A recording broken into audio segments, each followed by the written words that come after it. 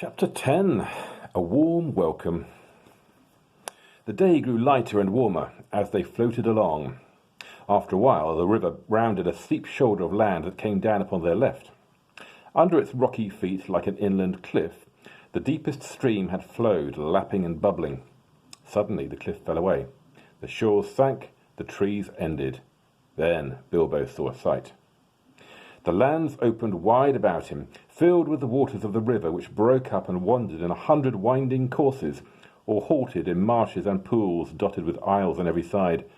But still a strong water flowed on steadily through their midst. And far away, its dark head in a torn cloud, there loomed the mountain. Its nearest neighbours to the northeast and the tumbled land that joined it to them could not be seen. All alone it rose, and looked across the marshes to the forest. The lonely mountain. Bilbo had come far and through many adventures to see it, and now he did not like the look of it in the least. As he listened to the talk of the raftsmen and pieced together the scraps of information that they let fall, he soon realized that he was very fortunate ever to have seen it at all, even from this distance. Dreary as had been his imprisonment, and unpleasant as was his position, to say nothing of the poor dwarves underneath him, still he had been more lucky than he had guessed. The talk was all of the trade that came and went on the waterways, and the growth of the traffic on the river, as the roads out of the east towards Mirkwood vanished or fell into disuse, and of the bickerings of the lake men and the wood elves about the upkeep of the forest river and the care of the banks. Those lands had changed much since the days when dwarves dwelt in the mountain, days which most people now remembered only as a very shadowy tradition. They had changed even in recent years, and since the last news that Gandalf had had of them. Great floods and rains had swollen the waters that flowed east, and there had been an earthquake or two, which some were inclined to attribute to the dragon, alluding to him chiefly with a curse and an ominous nod in the direction of the mountain. The marshes and bogs had spread wider and wider on either side. Paths had vanished, and many a rider and wanderer too, if they had tried to find the lost ways across.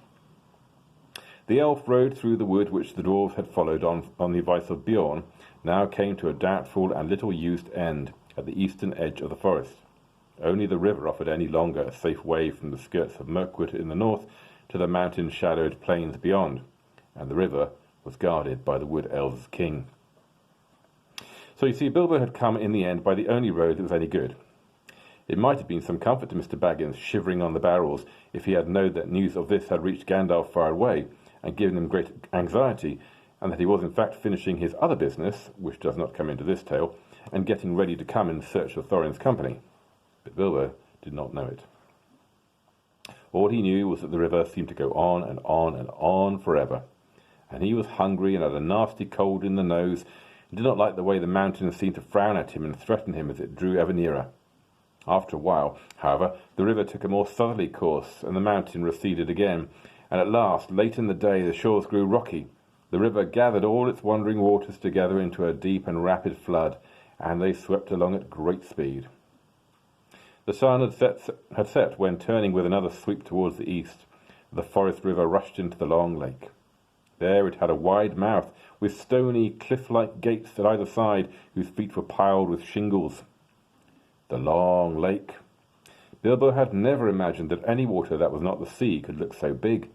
It was so wide that the opposite shores looked small and far, but it was so long that its northerly end, which pointed towards the mountain, could not be seen at all. Only from the map did Bilbo know that away up there, where the stars of the Wain were already twinkling, the running river came down into the lake from Dale, and with the forest river, filled with deep waters, what must once have been a great deep rocky valley. At the southern end, the doubled waters poured out again over high waterfalls and ran away hurriedly to unknown lands. In the still evening air, the noise of the falls could be heard like a distant roar. Not far from the mouth of the forest river was the strange town he heard the elves speak of in the king's cellars. It was not built on the shore, though there were a few huts and buildings there, but right out on the surface of the lake, protected from the swirl of the entering river by a promontory of rock which formed a calm bay. A great bridge made of wood ran out to where, on huge piles made of forest trees, was built a busy wooden town, not a town of elves, but of men, who still dared to dwell here under the shadow of the distant Dragon Mountain. They still throve on the trade that came up the great river from the south and was carted past the falls to their town. But in their great days of old, when Dale in the north was rich and prosperous, they had been wealthy and powerful, and there had been fleets of boats on the waters, and some were filled with gold and some with warriors in armour, and there had been wars and deeds which were now only a legend. The rotting piles of a greater town could still be seen along the shores when the waters sank in a drought. And here is another illustration by J.R.R. Tolkien himself of the lake town. There we go. A bit like Venice, really, isn't it? But men remembered little of all that, though some still sang old songs of the dwarf kings of the mountain, Thror and Thrain of the race of Durin, and of the coming of the dragon and the fall of the lords of Dale.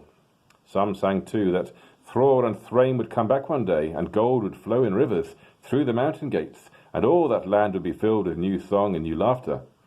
But this pleasant legend did not much affect their daily business. As soon as the raft of barrels came in sight, boats rowed out from the piles of the town, and voices hailed the raft steerers. Then ropes were cast, and oars were pulled, and soon the raft was drawn out of the current of the forest river, and towed away around the high shoulder of rock into the little bay of Lake Town.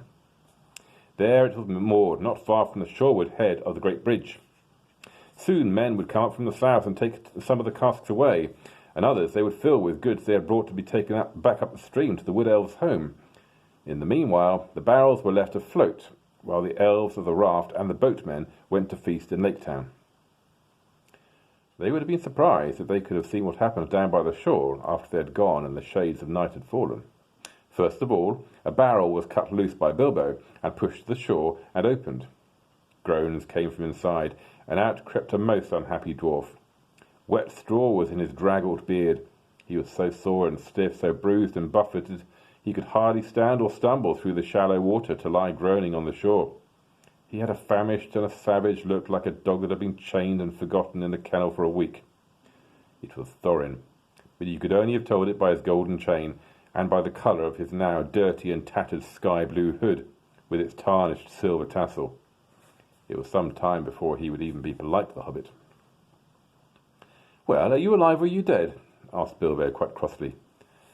Perhaps he had forgotten that he had had at least one good meal more than the dwarves, and also the use of his arms and legs, not to speak of a greater allowance of air. "Are you still in prison, or are you free? If you want food, if you want to go on with this silly adventure, it's yours after all, and not mine. You'd better slap your arms and rub your legs and try and help me get the others out, while there's still a chance." Thorin, of course, saw the sense of this. So, after a few more groans, he got up and helped the Hobbit as well as he could. In the darkness, floundering in the cold water, they had a difficult and very nasty job finding which were the right barrels. Knocking outside and calling, only discovered about 6 dwarves that could answer. These were unpacked and helped to shore, where they sat or lay muttering and moaning. They were so soaked and bruised and cramped that they could hardly yet realise their release, or be properly thankful for it. Drelin and Balin were 2 of the most unhappy. It was no good asking them to help. Bifur and Boffer were less knocked about and drier, but they lay down and would do nothing. Filly and Killy, however, who were young, for dwarves, and had also been packed more neatly with plenty of straw into smaller casks, came out more or less smiling, with only a bruise or 2 and a stiffness that soon wore off. "I hope I never smell the smell of apples again," said Filly. "My tub was full of it. To smell apples everlastingly when you can scarcely move and are cold and sick with hunger is maddening. I could eat anything in the wide world now, for hours on end, but not an apple." With the willing help of Filly and Killy, Thorin and Bilbo at last discovered the remainder of the company and got them out. Poor fat Bomber was asleep or senseless. Dorry, Norry, Orry, Oin and Gloin were waterlogged and seemed only half alive. They all had to be carried one by one and laid helpless on the shore. "Well, here we are," said Thorin. "I suppose we ought to thank our stars and Mr. Baggins. I'm sure he has a right to expect it, though I wish he could have arranged a more comfortable journey. Still, all very much at your service once more, Mr. Baggins. No doubt we shall feel properly grateful when we are fed and recovered. In the meanwhile, what next?" "I suggest Lake Town," said Bilbo. "What else is there?"